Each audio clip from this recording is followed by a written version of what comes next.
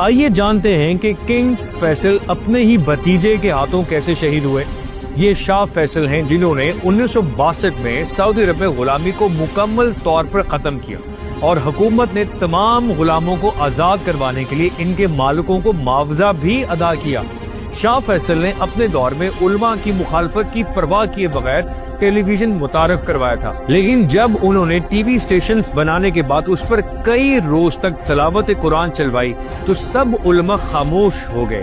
یہی وہ شاہ فیصل تھے جنہوں نے عرب اسرائیل جنگ کے موقع پر امریکہ کی تیل کی سپلائی مکمل روک دی تھی، اور پھر چیختا چلاتا ہنری کسنجر سعودی عرب آ کر ان کے قدموں میں بیٹھا نظر آیا۔ شاہ فیصل نے ہنری کسنجر کی آنکھوں میں آنکھیں ڈال کر کہا تھا، ہم عربوں کو اتنا تنگ بھی مت کرو کہ ایک روز ہم مجبور ہو کر اپنے تیل کی کنوؤں کو آگ لگا دیں اور ایک بار پھر سے خیموں میں جا کر رہنے لگے۔